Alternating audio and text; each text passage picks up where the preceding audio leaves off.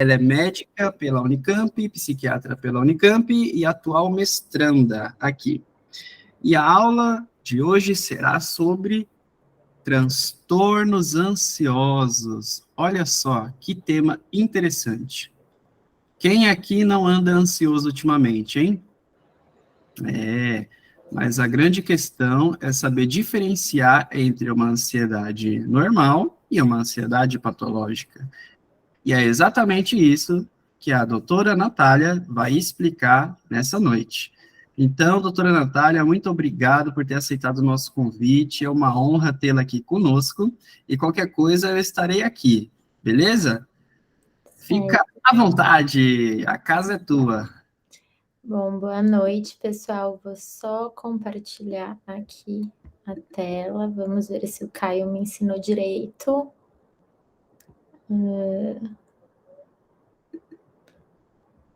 Tá, acho que tá indo, né? Vocês estão conseguindo ver já? Sim, tá tudo certinho. Bom, então boa noite para todo mundo. Como o Armando falou, eu sou formada na Unicamp, eu sou da turma 50 e é sempre muito bacana voltar para a faculdade para tentar passar um pouquinho dos conhecimentos que a gente vai adquirindo, né? A ideia da aula de hoje, eu acho que é bem desafiador, às vezes, a gente falar de temas que parecem um pouco óbvios, mas que têm uma série de complexidades. Então, eu tentei dividir a aula para ficar uma coisa mais dinâmica, uma coisa, inclusive, mais próxima de uma prática, não só dentro da psiquiatria, mas da medicina como um todo. Eu dividi a aula em alguns aspectos, por mais que tenham várias divisões aí, é para ser algo bem dinâmico e fácil de vocês assimilarem. Então, eu vou falar um pouquinho da importância da gente discutir sobre os aspectos da ansiedade, uma diferenciação básica que parece óbvia, mas que é importante a gente conseguir delimitar, que é a diferença de ansiedade e medo. Alguns aspectos de classificações diagnósticas, inclusive de atualizações que a gente tem atualmente. E, de certa forma, a parte que eu considero mais importante, que é a gente conseguir identificar manifestações e sintomas relacionados a isso e quais são as intervenções e tratamentos possíveis, né? Primeiro porque hoje em dia muito se fala sobre ansiedade, a gente tem, inclusive, isso sendo noticiado desde o ano passado, na verdade, desde o início da pandemia da Covid, com o aumento, né, da prevalência de transtornos ansiosos, isso foi sendo falado mais na mídia, mas a gente sabe que o que chamou a atenção muito nos últimos tempos foi o fato de, inclusive, o Brasil ser colocado pela Organização Mundial de Saúde como o país que tem a maior taxa, maior prevalência de transtornos de ansiedade atualmente, né?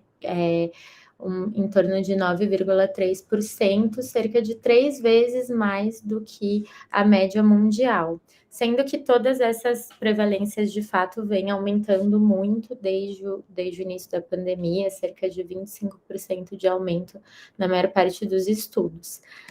E aí é importante a gente entender que a psiquiatria ela é uma especialidade muito subjetiva, né? Então, muitas vezes a gente usa o mesmo termo, a mesma palavra, para se referir a coisas que são parecidas, mas não são necessariamente iguais.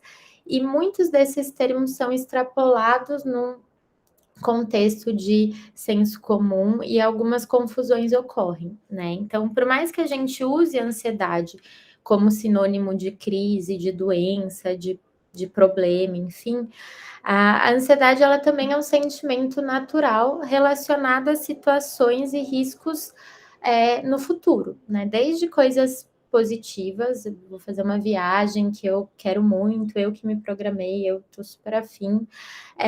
A ansiedade com isso faz com que eu saiba quando que eu vou, não marque nenhum compromisso junto, pense como que essa viagem vai ser programada. quem vai junto comigo. Às vezes a gente até tenta antecipar o que ainda não aconteceu, de ver previsão do tempo, por exemplo, para saber que tipo de roupa vai levar, mas não é para ser algo que atrapalha necessariamente essa programação de alguma coisa que ainda não aconteceu. E mesmo uma ansiedade que pode ser natural, ela também pode ser desconfortável. Então, vamos supor, agora, o Armando até comentou que vocês estão em período, acho que de prova, semestre, enfim. O que que acontece? Quando a gente vai fazer uma prova, vai passar por alguma situação, a gente sabe que tem alguma expectativa, alguma dificuldade, é normal que a gente também sinta essa ativação de ansiedade, fique pensando muitas vezes como que vai ser, às vezes não dorme muito bem no dia anterior, no dia, no momento de fazer essa atividade, às vezes sente essa ativação, mas não é algo que necessariamente é para atrapalhar o funcionamento dessa atividade que ainda não aconteceu. Só que muitas vezes isso se confunde conceitualmente com a ideia que a gente tem de medo. O medo, ele é uma reação emocional que também é natural, mas ele só acontece quando a gente passa por uma situação de risco real ali, né, no momento presente. E quando a gente passa por essas situações, uma série de reações são desencadeadas nesse contexto de medo. Desde aspectos mentais, entre aspas, até aspectos físicos. Por exemplo, se eu estou andando na rua e vem alguém e fala que vai me assaltar. Naquele momento, a gente consegue identificar que existe um risco ali acontecendo. Do ponto de vista mental, entre aspas, o que normalmente acontece? A gente tem a tendência de pensar nos piores cenários possíveis, né? Automaticamente, mesmo sem querer. Então, naquele momento, eu penso, nossa, essa pessoa vai me bater, me machucar, me sequestrar, me matar, enfim. A gente tende a estabelecer todas as possibilidades para tentar se proteger disso. Aquele mecanismo bem básico de luta e fuga que a gente aprende na aula de biologia no colégio, né? E do ponto de vista físico, uma série de reações podem acontecer. As mais comuns são o coração acelerar, a gente ficar com uma sensação de estar respirando muito rápido, ficar com sensação de falta de ar, mas para algumas pessoas vai acontecer de ter choro, de tremor, de sensação de formigamento, tem pessoas que têm alteração intestinal, de parecer que o intestino solta, né? Tem pessoas que têm náusea, vontade de vomitar. Tem alguns cenários, inclusive, de acontecer situações de despersonalização da pessoa, não tá entendendo o que está acontecendo, ou cenários de desrealização, de não reconhecer onde está, por mais que racionalmente ela saiba. Mas isso são reações que acontecem normalmente quando a gente está numa situação de risco. E aí a gente entende que existe uma alteração no funcionamento da ansiedade quando esses mecanismos acabam se confundindo, porque a gente entende que existe um estado de hiperativação. E esse é como se esse mecanismo de medo fosse ativado mesmo em situações em que não existe um risco real ali ocorrendo. E aí, nesse sentido, quando existe essa alteração, a gente tem um monte de classificações diagnósticas nesse aspecto. Está até pequeno, provavelmente vocês nem vão estar conseguindo ler muito bem, mas a ideia nem é que necessariamente a gente vai se apegar a esses aspectos de critérios e classificações que a gente tem. Mas eu trouxe para a gente conseguir identificar um norteamento, de certa forma, de como os principais instrumentos de classificação diagnóstica trazem as alterações de ansiedade. Então, na CID, né, no manual da Organização Mundial da Saúde, a última edição, que ainda não foi validada a tradução no Brasil, mas que já está em vigor desde o ano passado, existiu algumas atualizações, e eles trazem alguns diagnósticos como principais dentro das alterações relacionadas a medo e ansiedade, que é transtorno de ansiedade generalizada, transtorno de pânico, agorafobia, fobias específicas, transtorno de ansiedade social, transtorno de ansiedade de separação e mutismo seletivo dentro desse capítulo. Eu vou falar mais para frente sobre essas questões, mas a ideia é que a gente entenda que existe uma série de denominações e a psiquiatria tem uma tendência a dar nome para tudo, inclusive às vezes para coisas que nem precisaria tanto, mas a ideia é que o DSM, que é o manual diagnóstico que a gente tem relacionado à psiquiatria, foi publicada a quinta revisão, a revisão da quinta edição, na verdade, ano passado, e aí também os diagnósticos são muito parecidos com os que a gente tem na CID-11, nessa congruência, mas a gente tem essa série de denominações. E a ideia que eu vou trazer para vocês é a gente entender melhor quais são esses exemplos diagnósticos e por que muitas vezes é importante a gente fazer essa delimitação e identificar quais são os aspectos de particularidade que acontecem, mas isso nem é, de certa forma, o principal quando a gente vai abordar uma investigação e um tratamento e programar algum tratamento de alguém que está tendo alguma alteração de funcionamento de ansiedade, porque é muito comum que algumas coisas se sobreponham, inclusive.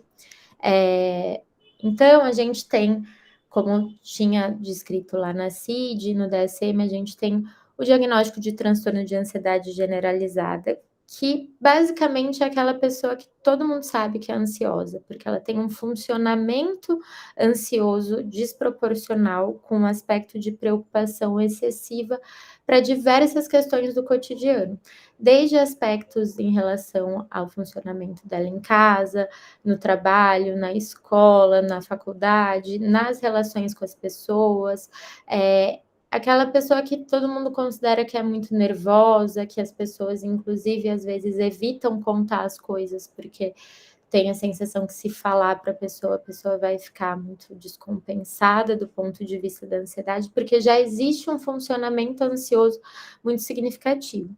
E dentro do aspecto da ansiedade generalizada, pode ou não ter a existência de crises no geral, né? De crises de ansiedade, que a gente já vai conversar mais para frente também.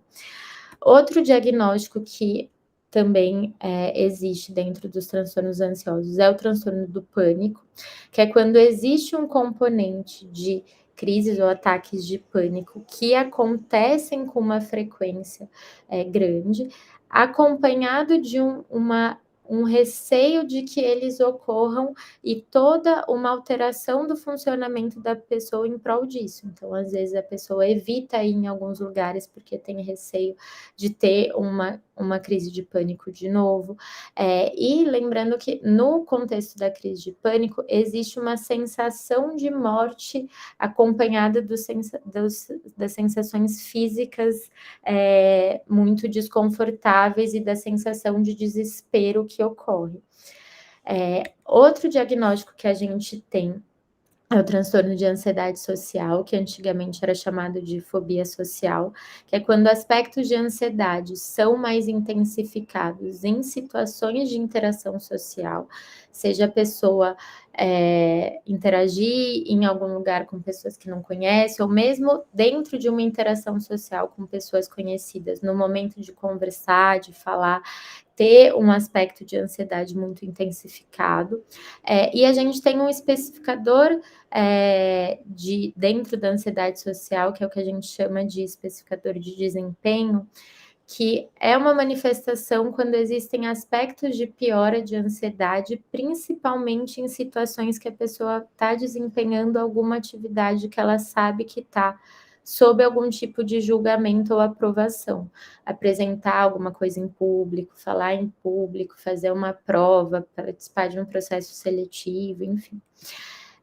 Outro diagnóstico que a gente tinha anteriormente e que agora foi atualizado, está dentro da classificação dos transtornos depressivos na CID, é uma manifestação mista quando existe uma alteração de humor significativa, tendendo a um episódio depressivo, com marcadores nesse sentido, associado a uma alteração do funcionamento da ansiedade, porque essas duas coisas estão num aspecto de uma ativação fora do que seria o habitual da pessoa. A gente tem os diagnósticos de fobias específicas, que tem uma série também de apresentações que podem estar relacionadas, pode ser direcionado para eventos ou situações da natureza, tipo altura, chuva, questões mais específicas nesse sentido, ou aspectos de animais, insetos, questões também relacionadas a componente de agulha, de doença, de sangue, são manifestações muito específicas direcionadas a um tema de preocupação e de medo desproporcional direcionado. E a gente tem uma série de outros diagnósticos, ansiedade de separação, ansiedade por doença, que muitas vezes é classificado como hipocondria, e a gente tinha outros 2 diagnósticos que anteriormente eram classificados e considerados tipos de transtornos de ansiedade, porque o funcionamento é muito parecido, mas que hoje em dia a gente sabe que existem algumas particularidades também. Essas condições acabaram sendo classificadas à parte, mas o funcionamento ainda é muito parecido, que é o transtorno obsessivo compulsivo, TOC, e o transtorno de estresse pós-traumático. No TOC, esses aspectos de pensamentos repetitivos direcionados a um tema em específico pode ou não vir acompanhado de rituais de compensação num componente compulsivo, e no transtorno de estresse pós-traumático, muito daquele mecanismo de medo é reativado, principalmente quando existe um componente de violência associado a uma vivência traumática que a pessoa teve em algum momento. Mas, assim, a ideia não era se apegar muito a essas questões de classificação diagnóstica. Eu deixei no final a referência tanto do DSM quanto do CID, porque são classificações bem explicadas nesses 2 manuais, mas a ideia é a gente entender o que acontece nessas alterações de funcionamento de ansiedade, por que a gente considera que a ansiedade passa a ter um funcionamento desproporcional e como que a gente acaba distinguindo isso de uma ansiedade normal.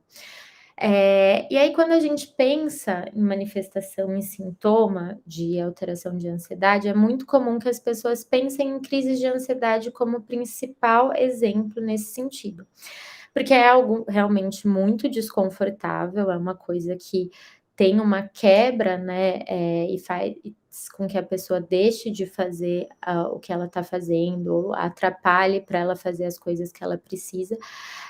Mas a crise não é a única manifestação. É algo que chama muita atenção, porque qualquer pessoa que vê alguém tendo uma crise de ansiedade sabe que tem alguma coisa acontecendo, porque não é uma apresentação natural, não é para isso acontecer normalmente, justamente por ser uma reação desproporcional a um gatilho ou alguma situação estressora. E aí, nesse contexto, existem aspectos tanto daquelas reações físicas desautonômicas que eu expliquei do mecanismo de medo, quanto esse componente de angústia e de sensação de antecipação de que alguma coisa muito ruim vai acontecer. E além das crises de ansiedade, existe a apresentação do que a gente chama de ataques de pânico, que, como eu disse, tem uma componente de sensação de morte. A pessoa, mesmo que racionalmente ela entenda que não está acontecendo nada, porque muitas vezes essas pessoas procuram pronto atendimento, tem certeza que estão infartando, que tem alguma coisa acontecendo. Mesmo quando racionalmente isso é explicado, a pessoa faz exame, faz eletrocardiograma, faz exame de sangue, ela entende que não existe nada ocorrendo, essa ativação acontece de forma muito significativa, com um desconforto muito grande, e os ataques de pânico não necessariamente só acontecem no transtorno do pânico, isso é uma confusão muito comum de acontecer, né? As pessoas às vezes associam que o fato de alguém ter um ataque de pânico necessariamente faz com que ela tenha esse diagnóstico. Mas, na verdade, o transtorno do pânico está muito mais relacionado a repercussão que esses ataques causam, principalmente pelo medo de ter recorrência desses ataques e as evitações que eles acabam gerando, no sentido da pessoa deixar de fazer muitas coisas em prol dessas vivências que aconteceram. Mas tem várias outras condições de saúde mental que podem ter a manifestação dentro da sintomatologia da pessoa, além de todos os outros sintomas, ter também ataque de pânico nesse contexto. Em síndromes depressivas, no transtorno de estresse pós-traumático, até em aspectos de síndromes psicóticas, isso pode acontecer como uma das manifestações, não é uma característica, né, dessas outras condições, mas o ataque de pânico pode cursar nesses outros cenários. Mas de alguma forma, o mecanismo principal que eu acho que é mais fácil, né, da gente conseguir entender e conseguir pontuar quais são todas as repercussões que acontecem relacionadas à alteração de ansiedade, é o que a gente chama de pensamentos intrusivos, que é justamente a ideia do que o nome propõe. Mesmo que alguém saiba racionalmente que aqueles pensamentos estão atrapalhando, que não tem por que ficar pensando em uma coisa que nem aconteceu ainda, a gente começa a fazer alguma atividade e começa a pensar em algo que tem relação com aquilo, ou mesmo que seja algo que não tenha relação, esse pensamento fica acontecendo de forma muito repetitiva, e a pessoa às vezes faz um esforço ativo de falar, não tem nada a ver eu ficar pensando em um negócio que aconteceu sei lá quando, ou que nem aconteceu ainda, que eu nem sei como vai ser, esses pensamentos ficam voltando como se fossem intrusos. E isso é o que, no geral, já acaba sendo uma fonte de angústia muito grande, a pessoa perceber que isso está acontecendo e que ela não está conseguindo controlar ou desfazer com que isso ocorra. Mas além disso, né, além de ser algo muito desconfortável, esse funcionamento gera uma série de repercussões que estão muito relacionadas às alterações e repercussões da ansiedade. Uma delas, que é muito comum de acontecer, é prejuízo na questão do sono, seja porque a pessoa tem dificuldade para iniciar o sono, mesmo quando ela está cansada, ela sabe que está com sono, ela sabe que precisa acordar daqui um tempo e que ela precisa dormir naquele momento. É como se esses pensamentos acabassem se mantendo num estado de hiperativação e a pessoa tem dificuldade para iniciar o sono, ou mesmo quando dorme, o sono é muito agitado, acorda com muita facilidade, ou às vezes acorda meio que antes até do horário que estava previsto, porque a pessoa já fica num estado de maior ansiedade, com uma ansiedade pela manhã, que faz com que, inclusive, às vezes o despertar seja mais precoce. Outro aspecto que está relacionado à questão dos pensamentos intrusivos é o componente de fadiga mental, que obviamente tem uma relação quando a gente está com prejuízo do sono, né? E são coisas que se alimentam, mas que tem muita relação com a gente ficar num estado de alerta o tempo todo, como se alguma coisa fosse acontecer, às vezes algo muito específico, que a pessoa está com um receio, um medo e uma ansiedade desproporcional direcionada a alguma questão, mas muitas vezes é uma sensação de alerta generalizado que a pessoa às vezes nem consegue identificar o que está causando aquilo ou o que ela acha que pode acontecer, mas fica com essa sensação de que alguma coisa pode acontecer. E esse estado de hiperativação de alerta, inclusive, tem muita relação com o componente de tensão muscular. Por isso que é tão comum que as pessoas tenham dores nas costas, dor no pescoço, ter piora de cefaleia tensional por conta de ansiedade, ter piora de disfunção de articulação temporomandibular, piora de bruxismo, justamente por conta desse aspecto de ativação muscular que ocorre. Outra alteração que é muito comum de acontecer e que hoje em dia, inclusive, é algo que no consultório, muitas vezes as pessoas chegam com essa queixa, atribuindo a outros autodiagnósticos, e quando a gente vai investigar, a gente entende que existe uma alteração cognitiva relacionada a um funcionamento ansioso, que leva a um aspecto de desatenção e prejuízo em memória. Não porque a pessoa tem um déficit de atenção ou ela tem alguma alteração no funcionamento desse mecanismo, mas é que mesmo quando ela tenta manter a atenção e o foco em alguma atividade de forma sustentada, e ela tem a capacidade de fazer isso, e inclusive muitas vezes já fez isso de uma forma satisfatória antes, ela não consegue manter a atenção da forma que seria o ideal para ela, porque a ansiedade atrapalha. Então, às vezes, eu preciso, sei lá, estudar para uma prova, e eu sei que eu tenho que ler aquela matéria naquele momento, eu tento direcionar minha atenção para isso, só que aí às vezes começa a pensar: "Nossa, não, mas não vai dar tempo, mas será que eu vou conseguir terminar?" Ou às vezes começa a pensar em coisas que nem têm relação com aquela atividade em específico, e aí a sensação é que a gente não está conseguindo manter a atenção e que às vezes não está lembrando direito do que acabou de ler, mas não por conta de um prejuízo no mecanismo de atenção ou da memória, mas porque a gente não consegue, às vezes, reter aquela informação e aí não consegue evocar de forma satisfatória, porque a ansiedade, de certa forma, atrapalha para que isso ocorra. Outra alteração que é muito comum de acontecer, o que a gente chama de alteração psicomotora num geral, que existe um aspecto daquela sensação da mente estar sem desligar, a mente muito acelerada, porque a gente fica com uma inquietação mental por conta desse funcionamento ansioso, e essa inquietação, inclusive, pode se manifestar de forma física. Então, tem pessoas que percebem que quando estão com um componente de piora de ansiedade, ficam muito inquietas, não conseguem relaxar de certa forma, não conseguem ficar sentadas assistindo um filme, porque ficam com um componente de inquietação física, de precisar levantar, de ter a sensação de que não consegue ficar parado naquele momento. E outro aspecto que tem muita relação com esse componente de pensamentos intrusivos, são os comportamentos compulsivos, de certa forma.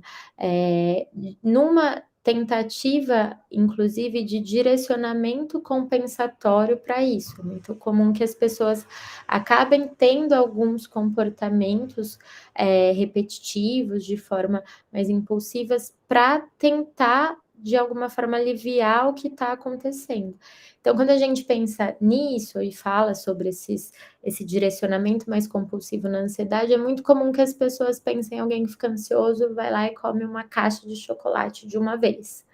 Isso é um direcionamento que pode acontecer relacionado ao apetite, mas tem pessoas que roem unha, tem pessoas que ficam cutucando a pele, ficam cutucando pelinha da cutícula, fazem isso de forma muito repetitiva. Tem pessoas que direcionam para aumento de uso de substâncias, por exemplo, uso de álcool, de cigarro.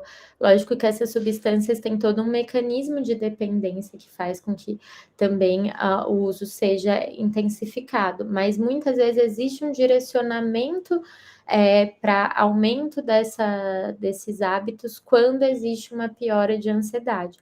E existe, inclusive, alguns direcionamentos que acontecem com coisas que parecem que não são ruins, tipo estudo, trabalho, mas que muitas vezes é algo que está sendo direcionado de forma muito intensa, porque a pessoa tem um aspecto de tentar fugir daquele componente de ansiedade, seja porque às vezes isso já é o foco de ansiedade, então tem pessoas que às vezes estudam muito ou no trabalho ficam trabalhando ou se dedicando de certa forma num sentido exagerado, porque às vezes tem um componente de insegurança associado à ansiedade, ou acham que não está sendo suficiente, que precisa fazer isso, ou sentem que quando estão fazendo alguma dessas atividades conseguem se desligar, entre aspas, desse funcionamento ansioso.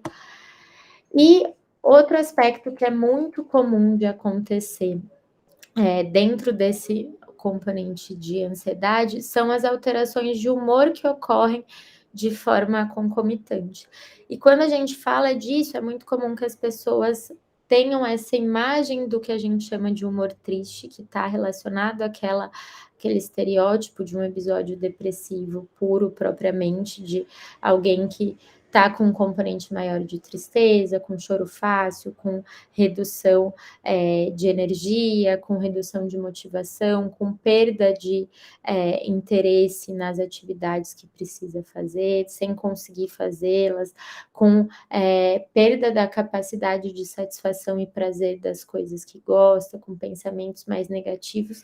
Mas existem outras duas alterações de humor que são muito comuns de ocorrerem no contexto de alteração de ansiedade, que é o que a gente chama de humor vazio. É quando a pessoa fala, não acho que eu tô necessariamente triste, não acho que tô deprimido, não quero morrer, não acho que tá tudo preto e branco, sem cor, mas também não tá colorido igual a pessoa sabe que poderia estar. Parece que tá tudo meio tom pastel esvaziado, assim, de sentido, a pessoa até tá fazendo as coisas, ela não deixa de fazer as coisas, mas ela não vê muito mais sentido, faz aquilo no automático, até porque é muito comum que a ansiedade atrapalhe e desorganize a gente de fazer as coisas que a gente precisa, e aí a gente continua fazendo, mas vai ficando nesse estado de não ver muito mais sentido naquilo. E outra alteração muito comum é relacionado ao humor irritado, que pode estar associado a uma alteração de ficar mais agressivo, ter uma reatividade maior e comportamentos mais nesse sentido, mas o mais comum é que seja associado a uma alteração mais sutil de diminuição de limiar de paciência, da gente ficar mais irritado do que seria o nosso habitual, mesmo que sejam com coisas que já deixariam a gente irritado, mas essa desproporção acaba acontecendo. E aí, quando a gente identifica que qualquer uma dessas questões podem estar acontecendo, seja a recorrência de crises de ansiedade, seja essas alterações associadas aos aspectos dos pensamentos intrusivos, ou as alterações de humor que podem cursar junto, a gente sempre tem que avaliar o quanto que isso, de certa forma, é algo que está acontecendo num sentido crônico, não é uma reação a uma situação maior estressora, é algo que está se estendendo, que está muito fora do que é o habitual para a pessoa, ou que de alguma forma está levando a prejuízos mais significativos, seja nas coisas mais óbvias, tipo estudo, trabalho, ou até em relação ao funcionamento da pessoa em casa, a organização que ela tem das atividades dela como um todo, a forma que ela interage com as outras pessoas e o quanto que isso está levando a um sofrimento. Porque quando a gente identifica que essas alterações ocorrem, mais do que simplesmente classificar se a pessoa tem um transtorno de ansiedade generalizado, ou se ela tem um transtorno de ansiedade social, mais do que dar propriamente esse nome, que muitas vezes é algo que é importante, porque a pessoa consegue, inclusive, se trazer para aquele diagnóstico um sentido e entender que muitas coisas que estão acontecendo não são por culpa dela, porque é muito comum hoje em dia que esse direcionamento, mesmo que a gente fale mais sobre saúde mental, esse direcionamento de estigma ainda ocorra, mas mais do que isso, a gente identifica quais são esses prejuízos e esse sofrimento para conseguir direcionar o que dá para ser feito para alívio e melhora nesse aspecto. E aí, nesse sentido, tem toda uma série de intervenções e tratamentos que a gente estabelece a partir do momento que a gente entende que uma alteração no funcionamento da ansiedade está acontecendo. Existe um aspecto de a gente fazer uma triagem laboratorial, mesmo que aquela manifestação e o discurso da pessoa, o que ela traz de relato, seja muito característico de aspectos de alteração de ansiedade, a gente sabe que existem algumas condições de saúde que podem intensificar algumas daquelas manifestações ou podem gerar alterações que são muito parecidas com esses relatos de ansiedade. Então, no geral, a gente faz uma avaliação de hormônio de tireoide, faz uma avaliação direcionada para alguns outros aspectos, quando existem queixas de desatenção, de fadiga mental, de dosagem de vitamina B12, de estoque de ferro, porque são aspectos que intensificam alguns dos sintomas que ocorrem, não é que causam propriamente componentes de ansiedade, mas pode haver essa confusão, ou muitas vezes de fato a pessoa está com uma alteração de ansiedade, mas está com esses outros componentes ocorrendo de forma concomitante, a gente precisa identificar para conseguir dar o direcionamento adequado. Outro componente de intervenção muito importante é relacionado a aspectos de psicoterapia, e hoje em dia a gente também entende que existe evidência de indicação de práticas de meditação e mindfulness, que para algumas pessoas são aspectos que funcionam muito e ajudam muito na criação de uma consciência respiratória e de fornecer mais repertório de ferramenta para a pessoa conseguir manejar aquela alteração de ansiedade, sendo que no geral, né, nos estudos, a gente entende que a terapia cognitivo-comportamental tem mais evidência de efeito nesse sentido, mas, de toda forma, a gente sabe que muitas abordagens terapêuticas que promovem um desenvolvimento emocional ao fim da pessoa identificar melhor as questões que estão ocorrendo com ela, o que está mobilizando de alguma forma, e como ela consegue se organizar para lidar melhor com isso, também acabam tendo um efeito benéfico na maior parte das condições relacionadas à ansiedade. Outra questão que a gente sempre tenta trabalhar dentro das intervenções e tratamentos das alterações de ansiedade, a gente conseguir estabelecer uma organização de rotinas como um todo, desde aspectos básicos que são muito afetados pela ansiedade, como sono, alimentação, hábitos no geral, de uso de substância, mas também uma rotina de atividade física, porque a gente sabe que isso é uma intervenção que tem uma eficácia comprovada em relação à melhora de sintoma físico de ansiedade e de manejo dessas alterações de ansiedade no geral.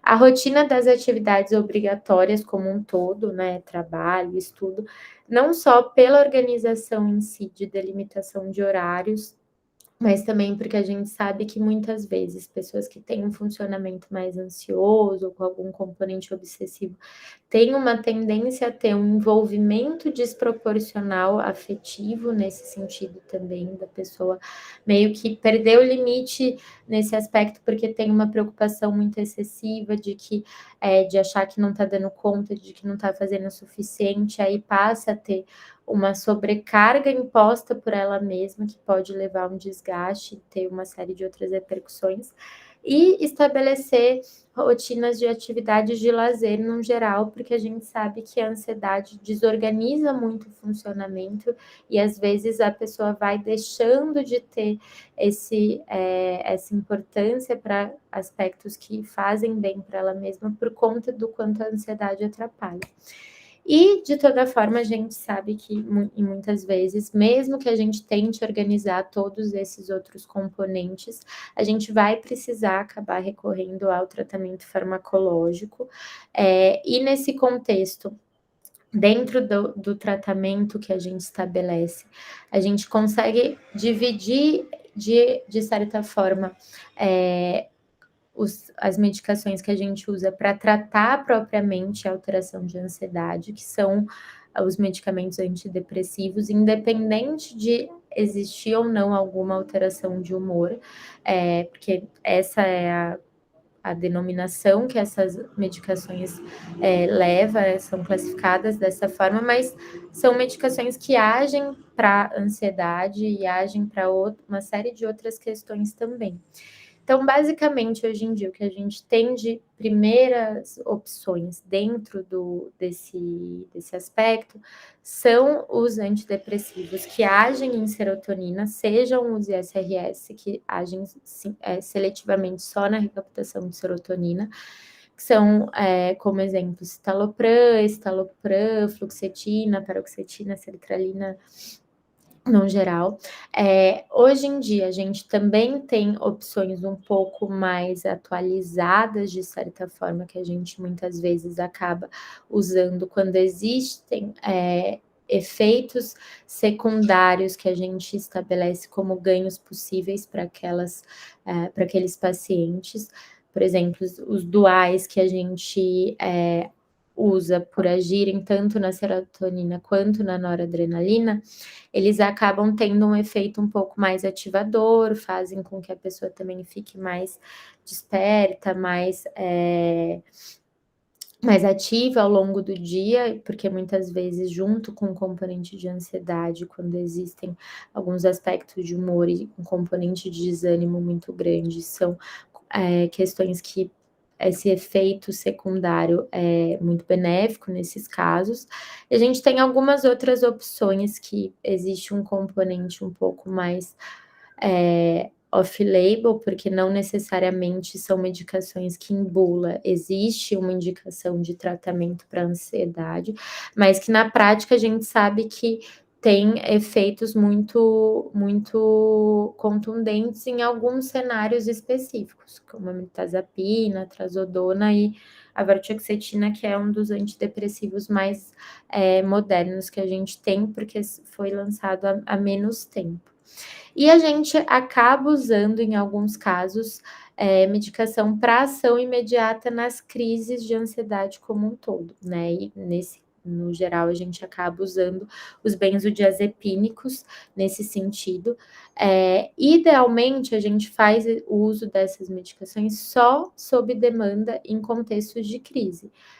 Da pessoa usar só caso ela tenha uma crise, principalmente no início do tratamento, porque os antidepressivos levam, no geral, 15 dias para começar a ter um efeito mais significativo, e a gente pode ter um tempo de 4 a 6 semanas para a gente conseguir avaliar qual está sendo a resposta total àquela dose que foi iniciada. Então, muitas vezes a gente acaba usando essas medicações como um recurso, inclusive porque muitas vezes a pessoa está tendo crise de forma muito recorrente, e essas medicações conseguem abortar a crise de uma forma mais rápida, mas não previnem com que as crises ocorram. Então, é muito comum que muitas vezes pessoas usem essas medicações como uma espécie de tratamento para ansiedade, passem a usar de forma mais contínua, e essas medicações não vão ter esse efeito significativo, os benzos não vão conseguir fazer esse tratamento de forma estruturada, e por serem medicações que têm potencial de risco, tanto de tolerância quanto de dependência, são medicações que acabam gerando um aspecto de vício, as pessoas muitas vezes recorrem àquilo e não conseguem se desvincular do uso da medicação por terem iniciado num contexto de uso inadequado. E é muito comum que a gente veja, inclusive, que às vezes outros médicos acabam prescrevendo para conseguir ter um controle daquela crise, porque aquilo está muito desconfortável, mas sem essa orientação adequada de como o uso precisa ser feito, e aí a pessoa acaba estabelecendo que aquele é o tratamento, sendo que não é o direcionamento que a gente precisa. Bom, então eu coloquei aqui as referências, como eu falei, que dá para ser visto mais estruturado esses aspectos diagnósticos, mas a ideia foi trazer um pouco de uma forma mais prática o que a gente estabelece como avaliação e o que a gente faz de psicoeducação junto com os pacientes quando existem essas queixas do ponto de vista de alteração de ansiedade, para conseguir identificar o que está acontecendo e conseguir estabelecer o que a gente consegue direcionar de intervenção para que a pessoa consiga ter o alívio que é necessário para conseguir ficar bem. Bom, então, basicamente é isso. Eu tentei fazer de uma forma mais dinâmica possível, deixei meu contato aqui se alguém tiver alguma dúvida, alguma coisa que queira perguntar, mas a ideia era entender também quais são as principais dúvidas que vocês têm, o que esse assunto desperta no geral, para a gente conseguir fazer essa discussão. Certo? Então, vou encerrar aqui o compartilhamento e aí a gente consegue conversar. Que maravilha! Aula muito interessante. Obrigado, doutora Natália. Então, pessoal, se alguém tiver alguma dúvida, é só falar, pode mandar nos comentários também, ou então, se quiser abrir o microfone, pode falar.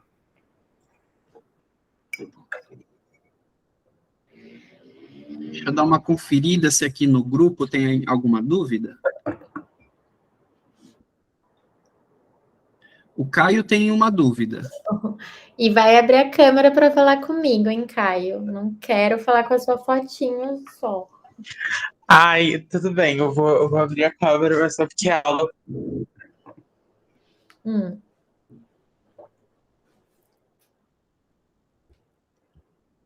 Ixi, acho que não. Eu Foi. Pronto. Eu tenho uma dúvida, é o seguinte, tipo, há um tempo atrás eu tinha lido um artigo de ansiedade social em homens gays, e, tipo, eles fizeram uma pesquisa falha e tal, e meio que eles estavam propondo ali de que tem como homens cis gays ter uma ansiedade social, mas só relacionada a conceitos específicos de homofobia. Então, tipo, a pessoa não tem nenhum problema de ansiedade social no geral, mas quando é um contexto específico de homofobia, aí ela tem sintomas ansiosos. No exemplo, era um estudo estadunidense, então, tipo, eles umas paradas, tipo, de vestiário, essas coisas assim.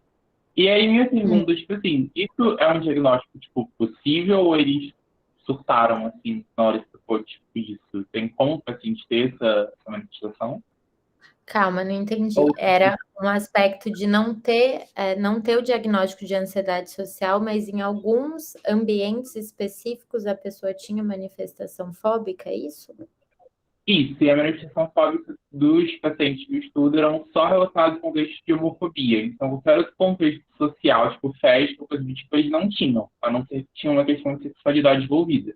Tipo, esse diagnóstico existe? Eu posso ter ansiedade social para isso ou não? O que a gente vê, inclusive pensando em aspectos de estudo de minorias sexuais no geral, é que existe uma relação com essas vivências de violência e o quanto que essas situações moldam, de certa forma, alguns comportamentos. Tanto é que quando a gente vai ver a prevalência relacionada a qualquer minoria, principalmente, a maioria dos estudos está mais relacionado a homens gays, no geral, que é feita essa avaliação, mas que existe a princípio, um aumento de prevalência relacionada à ansiedade social, mas que, no geral, não é só.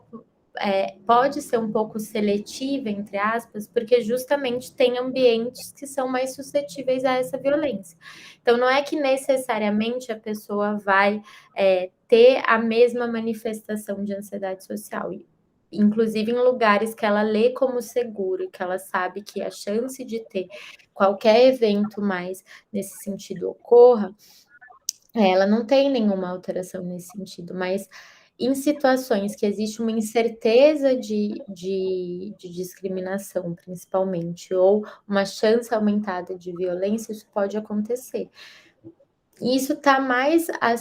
Não é como se fosse um diagnóstico à parte específico, mas tem muita relação tanto com o componente social, porque está acontecendo nesses cenários, né, de interação, mas tem muita relação com um componente de estresse pós-traumático também. Então, no geral, são duas condições que têm aumento de prevalência para essa população e que, de certa forma, se sobrepõem, porque são situações que estão muito relacionadas a esse risco de violência, que às vezes a pessoa não necessariamente tem um TEPT, porque ela vivenciou algo, mas ela sabe de história de pessoas que tiveram vivências nesse sentido. Então, ela estabelece que existe um risco potencial. E aí, esse comportamento é moldado nesse aspecto. Deu para entender? Deu sim. Então, tipo assim, esses pacientes que são esse fenótipo, eu posso falar que eles têm ansiedade social e é isso, tá tudo bem, mas não é uma ansiedade social, tipo, com um nome diferente, ansiedade social e ponto. É isso? Porque assim, é uma manifestação que ocorre. Só que o que acontece, né? Os diagnósticos que a gente tem, as classificações diagnósticas que a gente tem em muitas condições da psiquiatria, eles são limitados e muitas vezes confusos, de certa forma. Por isso que é tão comum que existam essas atualizações e que aí estabelecem outros critérios e outras categorizações de algumas manifestações, porque, na verdade, são aspectos de consenso, né? Então, conforme culturalmente algumas coisas ocorram, a gente também consegue ir adequando algumas questões, né? E muitas vezes são cenários que talvez não fossem avaliados anteriormente. E aí, para alguma população mais específica que passa por essas determinantes, isso vai fazer mais sentido, mas a gente conseguiria de alguma forma extrapolar para o diagnóstico de ansiedade social, porque são essas situações. Tanto é que tem pessoas que, às vezes, independente da questão da orientação sexual, tem uma piora de ansiedade também em contexto de ir para lugares que não conhece muitas pessoas. E nos ambientes em casa, nos ambientes com os amigos, não tem essa dificuldade tão intensa, mas em outros cenários isso ocorre. E aí é porque existe esse componente de ansiedade social. Muitas vezes o que acontece é que a gente, pelos critérios estabelecidos do DSM, a gente não vai conseguir classificar no diagnóstico, mas de toda forma a pessoa tem uma alteração no funcionamento da ansiedade nesse sentido, e a gente consegue oferecer o mesmo tipo de intervenção e tratamento. Isso aqui, obrigado. Imagina. Muito bom. Mais alguém tem alguma dúvida que gostaria de estar falando aqui conosco ou mandando nos comentários? Mais alguém? Não precisa ter vergonha. É que às vezes dá uma vergonha de perguntar, né? Ninguém, então? Vou abrir a câmera aqui Certo, também. Williams, certo? Certo. Maravilha. Boa noite, obrigado, Natália. Muito boa aula. Era uma pergunta mais periférica, na verdade, assim, tipo, o Caio trouxe esse estudo agora e um dos temas, acho que a gente pode discutir, que esse debate levanta, né, é se esses transtornos, se eles são, né, coisas que vêm assim, tipo, a partir do indivíduo, né, que vem de dentro, não sei se seria inerente, algum desbalance químico, qualquer coisa assim que você use para explicar, mas algo que vem do indivíduo, ou se eles também são muitas vezes fundados por uma estrutura social, por determinados, né, por, enfim, a gente fala de capitalismo, agora a gente falou de homofobia, enfim, esses construtos sociais que determinam um pouco o sujeito, se, enfim, né, pensando não só a ansiedade, mas, enfim, diversos outros. Assim, o que a gente estabelece, a maior parte das condições que a gente tem em saúde mental, a gente coloca o quanto que existe esse componente multifatorial, quando a gente vai entender por que algumas pessoas manifestam isso, por que necessariamente essa manifestação ocorre em algum momento da vida, em cenários específicos. Relacionado à ansiedade, a gente entende que existe um componente de predisposição genética, né? É comum que exista um aumento de prevalência quando existem antecedentes familiares positivos. Só que existe um aspecto epigenético mais limitado, e aí essa heredabilidade nem é tão alta quanto em outras condições da psiquiatria. Só que o que a gente entende também é que uma série de outras questões estão relacionadas a isso. Então, se, por exemplo, uma pessoa, além de ter, né, essa carga genética, de ter antecedentes familiares de pessoas com transtornos ansiosos na família, ao longo da vida dela, né, na infância, ela estava inserida num ambiente em que a mãe era muito ansiosa, por exemplo, estabelecia esse comportamento também para o filho, de ter um componente fóbico, de ter um discurso direcionado de medo, de que não, nossa, as coisas não vão dar certo, direcionar essa ansiedade também dentro dessa estruturação de personalidade faz com que a pessoa passe a ter um funcionamento mais ansioso. Se existe uma cobrança nesse sentido, é lógico que, assim, quando a gente está em contextos, em cenários mais estressores, independente da pessoa ter um funcionamento prévio ou não, ela pode passar a manifestar alteração de ansiedade também. Tanto é o que a gente viu muito desde o início da pandemia foi esse componente, né? Existia um aspecto de medo objetivo, né, um risco que estava ocorrendo, que racionalmente a gente conseguia identificar. Tinha pessoas que já tinham um funcionamento ansioso, ou que já tinham tido alguma manifestação, crise de ansiedade, por exemplo, antes disso, e muitas pessoas passaram a ter essas alterações depois de passar por essa situação mais estressora, né? Então, existe essa questão dos cenários que a gente vivencia. Existem algumas questões mais específicas também dentro de, por exemplo, algumas condições de saúde cursam com uma questão da gente estar numa situação de maior carga de estresse, isso faz com que muitas vezes exista uma piora de ansiedade. Existem algumas substâncias, alguns medicamentos que podem predispor a essa questão também, desde derivados de retinol, tipo isotretinoína, Roacutan, né, que tem uma relação de piora de efeito colateral neuropsiquiátrico muito intensa, até algumas outras questões, como alguns antihipertensivos, beta-bloqueadores, às vezes tem uma questão de ativação que também piora a ansiedade. Então, tem uma série de diversos aspectos que a gente considera que pode ocorrer. E mesmo uma pessoa que já tem um funcionamento mais ansioso, para o bem ou para o mal, a gente acaba se adaptando às situações. E é muito comum que, às vezes, uma pessoa ela tem essa predisposição, só que ao longo da vida ela foi meio que criando os mecanismos, tendo os recursos para lidar com isso, só que, por algum motivo, em um cenário diferente, aqueles recursos não são mais suficientes. E é muito comum, inclusive, que esse discurso apareça no consultório. Tem pessoas que chegam e falam: mas eu já passei por coisa tão pior e não fiquei desse jeito, não sei por que agora eu comecei a ter crise de ansiedade. Mas a gente não consegue especificar o porquê que aquilo acontece naquele momento.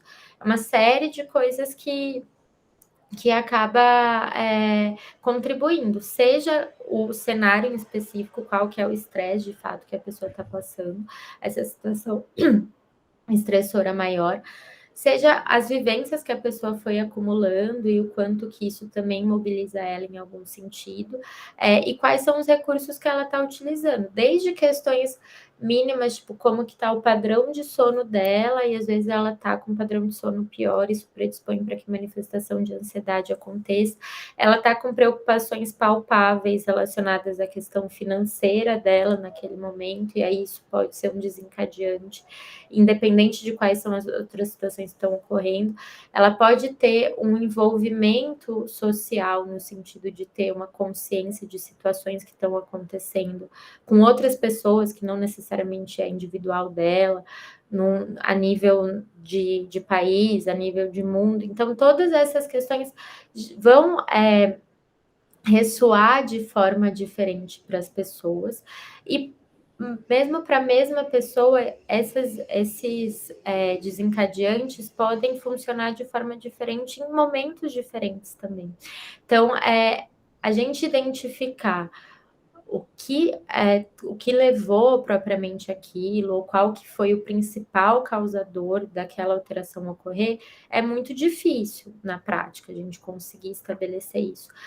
Então, por isso que eu acho que, assim, quando a gente pensa em como a gente identifica, como a gente vai conseguir oferecer algum tipo de cuidado nesse sentido, o principal é conseguir avaliar quais são as alterações que estão ocorrendo, quais são as repercussões daquela alteração de funcionamento de ansiedade que está acontecendo para cada pessoa, e principalmente como isso está prejudicando ela.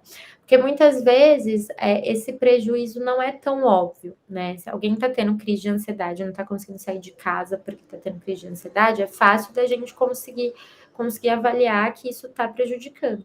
Mas tem pessoas que às vezes têm um funcionamento ansioso desproporcional, conseguem dar conta, entre aspas, do que precisam, estão fazendo as coisas que precisam, mas às custas de um desgaste emocional, um desgaste mental muito grande, independente de estar tendo essa manifestação mais óbvia ou não. E é muito comum que isso ocorra na prática clínica. Às vezes a pessoa chega naquele momento com uma queixa que ela consegue identificar.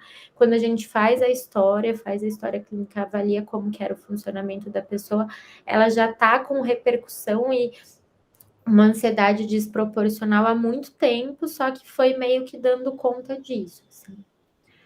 Não sei se deu para entender muito bem, se respondeu o que você perguntou, mas acho que é mais nesse sentido. Existe esse aspecto multifatorial muito complexo, principalmente em questões de ansiedade.